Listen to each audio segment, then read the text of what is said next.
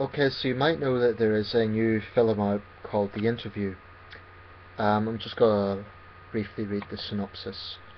Dave Skylark, James Franco, and his producer Aaron Rappaport, Seth Rogen, are the team behind the popular tabloid TV show Skylark Tonight.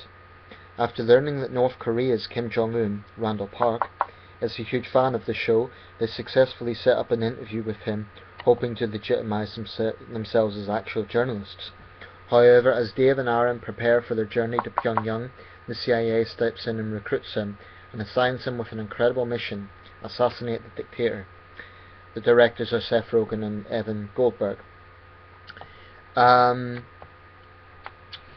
Okay, not surprisingly, this film has provoked a backlash from North Korea. And now there's rumours that they may be instigating hacking attacks on Sony, which I presume is screening the film. So I want to talk a little bit about satire and implications. It's not the first time North Korea has been provoked, and there's no point beating around the bush. It is obviously a provocative film. Let's not pretend otherwise. It is provocative. Not long ago there was an incident in London where a hairdresser thought it would be funny to sort of mockingly offer Kim Jong-un haircuts. This was after a decree from Kim Jong-un that all North Korean men have the same haircut as him. So he advertised this in his London barbershop. Anyway, some North Korean officials from the North Korean embassy didn't see the funny side. Just a word about the North Korean embassy. It just looks like a regular house. Most embassies in London tend to be sort of quite grand Victorian or Georgian townhouses. This one just looks like any house that's in the residential neighbourhood. Anyway, they saw it and they did not see the funny side. So once again, North Korea, the North Korean regime to be specific, is pissed off, and they are threatening all sorts of things against the producers and so on. I'm not sure where it's filmed. The guy playing Kim Jong-un himself is Randall Park. I'm not familiar with him. But anyway, I sort of have mixed views on it. On one hand, I think satire is extremely important. And in terms of North Korea being offended, or specifically the North Korean regime being offended, because I don't believe people can think for themselves in that country, well, they look for any reasons to be offended. The truth of the matter is, even without a film like this, North Korea would find reasons to be provoked.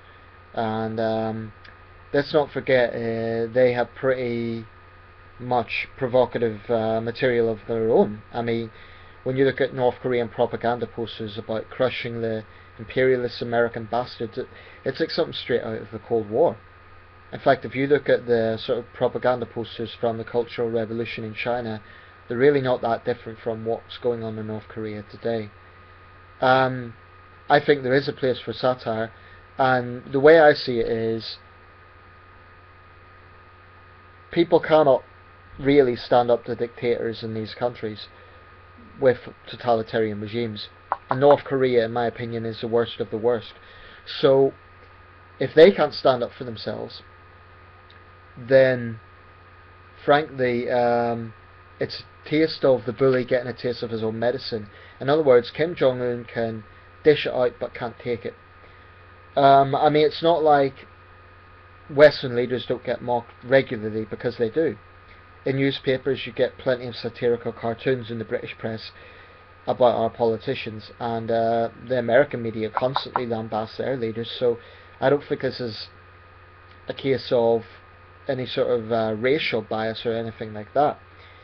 I think it's a case of ridiculing a totalitarian regime. The only slight concern I have is, whilst North Korea is unquestionably bizarre, and whilst a personality cult can have a darkly funny side, we should never lose sight of the fact there is a real world situation going on here. And you know, there is a risk that the North Korean Kim dynasty has been so parodied that it almost becomes a constant laughing stock. And of course it was famously done in Team America as well. His father was parodying that. But there is a risk that there's so much parodying going on that people forget there is a real world situation here, and there is severe human rights abuses taking place in that country. I've just picked up this book. This is an investigative journal, Real Life Inside North Korea, Barbara Demick. I haven't read it yet, but it's an investigative journalist reporting to that. North Korea, needless to say, is the world's most secretive country. And it is so isolated that even its only allies, which is China and Russia, don't entirely know everything about what goes on there. And even China has lost patience with North Korea on more than one occasion. China, incidentally, sometimes gets slack because they have a pretty cruel policy towards North Korean refugees, and that they just send them back. That's a bit like basically feeding chickens to the fox, in a sense. And pressure should be put on China for its treatment of North Korean refugees. They recently were complaining about a UN report that slammed North Korea's human rights abuses, and also condemned China for effectively being implicit in that by sending these North Korean refugees back. Now the Chinese say it's politicization, but that's the term they use for everything basically. It's politicization, it's politicization. Human rights is not politicization. Human rights is a reality. And I think that, when you have a country that has an intense personality cult, with a leadership that is incredibly paranoid and incredibly xenophobic, not just, by the way, to Westerners and Americans, also to South Korea and Japan. I mean, what other leader in the world calls a fellow world leader a shameless prostitute, the way the North Korean regime described President Park of South Korea? Incidentally, I'm not sure what South Korea's reaction would be to this, because they're right on the doorstep. It's easy for American filmmakers to sort of make a joke about it and then, from the comfort of the States. But the South Koreans are living right on the doorstep of this dictatorship. They need to deal with the consequences. So it would be interesting to see what their perspective is.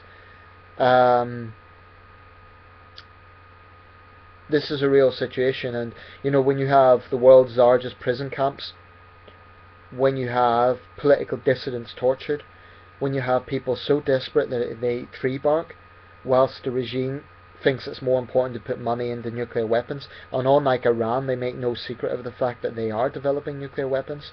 I mean, this to me is the worst of the worst. Of all the regimes in the world, and there's some pretty awful regimes, it is the worst of the worst. Now, you could think of like Assad in Syria or Karimov in Uzbekistan. They're all terrible, but the difference is there has been insurgencies in those countries. Of course, in Syria, full-scale civil war, different situation, but the point is people know about it. The danger about North Korea is you have a people so brainwashed that very few of them have any access to the outside world. Occasionally South Koreans send over information in balloons, and the very few North Koreans who manage to make it out obviously know what the real world is like. But I can honestly say I'm yet to see a North Korean who has left North Korea and wanted to go back, or at least praise the regime. I'm yet to see that. So there's no mistake about this. This is an absolute totalitarian regime. I think there is a place for satire. All I would say about something like this is that there needs to be some caution in that we don't use humour so much that people forget what it's all about. There is historic precedence to this. If we think back to the 30s when Charlie Chaplin made The Dictator, that was a similar lambasting of Hitler, using comedy as a weapon. And likewise, you had it with Sacha Baron Cohen, his film The Dictator. That was sort of a veiled attack on Gaddafi, I think, along with other notorious leaders.